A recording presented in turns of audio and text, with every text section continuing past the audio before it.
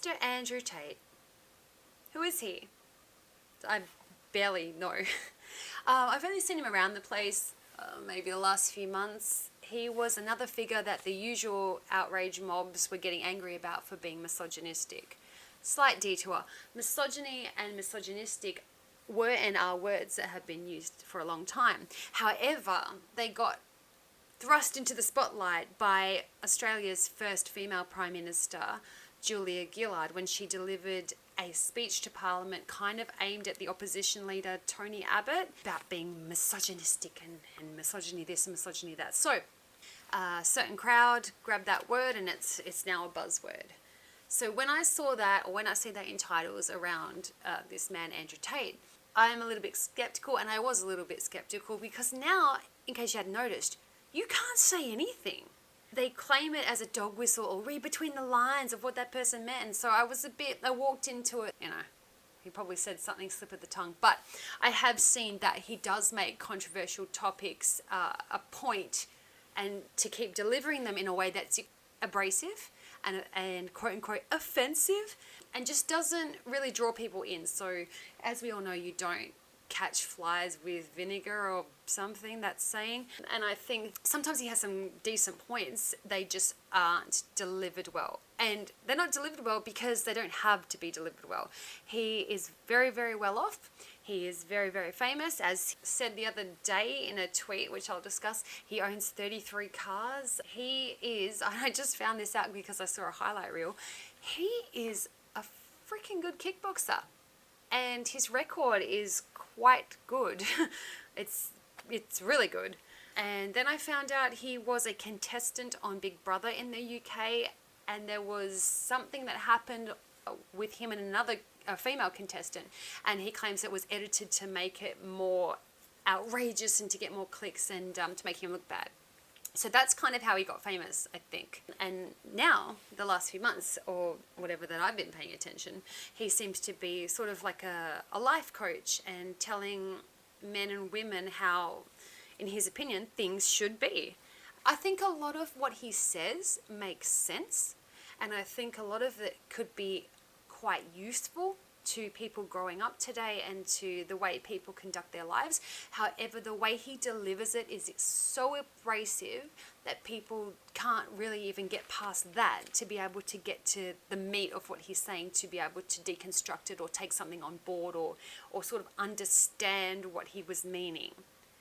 Nobody has time, and I get it. Like I said, I've seen clips of him, I've seen him talk for a little bit here and there, but I've never actually sat down and watched hours and hours of him speak. And maybe that's something that people should do before they try to cancel somebody or destroy their livelihood. That's all I'm saying. Alright, so on to the latest thing that's happened in the last few hours. Apparently, him and his brother and 2 other men were detained over rumoured sex trafficking involving 6 women in a house that were sort of webcam girls and forced to stay there. I had never heard of this before, but I have a friend, I know this is Chinese whispers, I'm just putting it out there.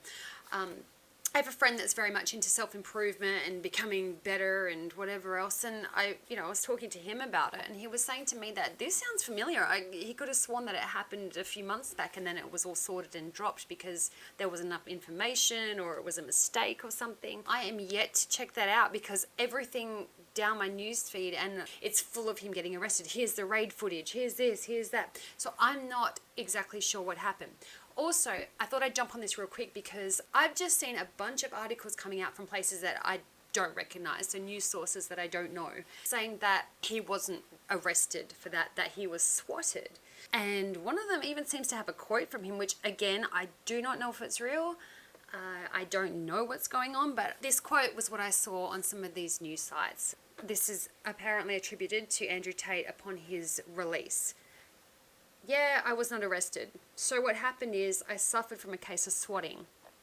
Very popular with people who are large on the internet. Many large YouTubers have been swatted. It is where you call the police and say somebody has a gun or there is a hostage situation and the SWAT team arrives.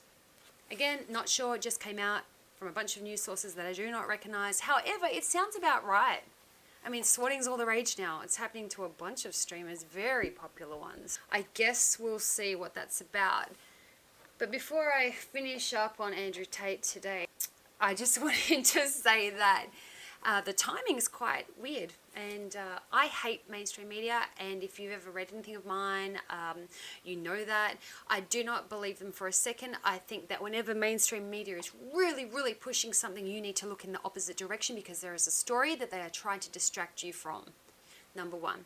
Two, they are very, very biased, and they work for the political system a lot of the time. We've seen that with the suppression of the Hunter Biden laptop. I live in Australia at the moment, right now, and I have people on like my friends list on social media actually coming at me and saying, oh wait, I thought that was proved to be a fake. Honey, open your eyes. They're biased. They're either bought or paid off, or sometimes they're just looking for clicks. So this is a reminder, and there will always be a reminder, that when you see the news, or quote unquote what you think the news is, just remember it's not reality. And take it from me, I'm not some Zoomer that just got in front of a microphone and was like, hey, look, I've noticed this. I've watched this for a long, long time.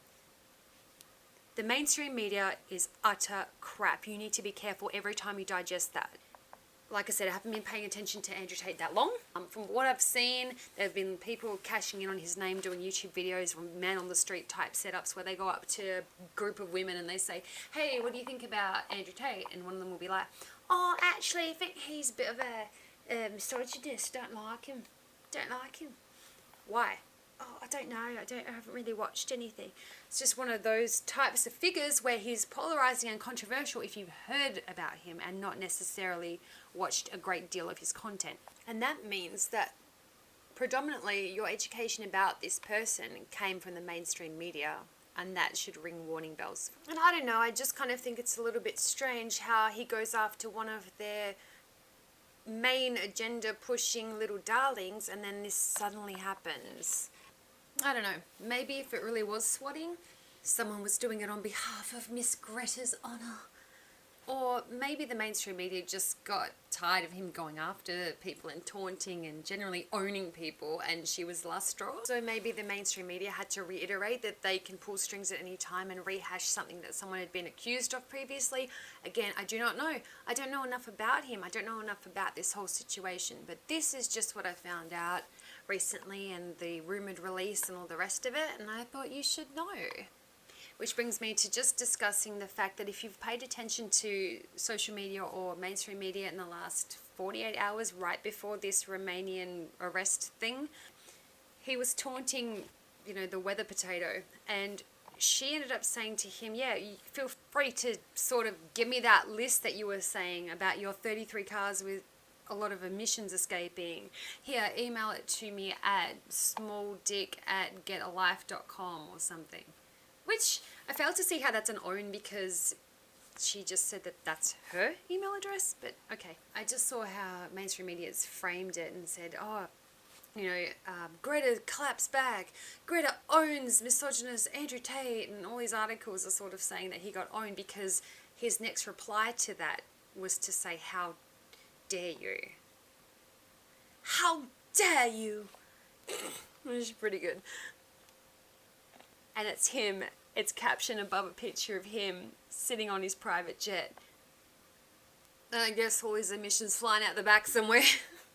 How do you not see the sarcasm and how funny that is? It's not that he's shocked that she said that. It's another taunt. Jeez. The human race is doomed.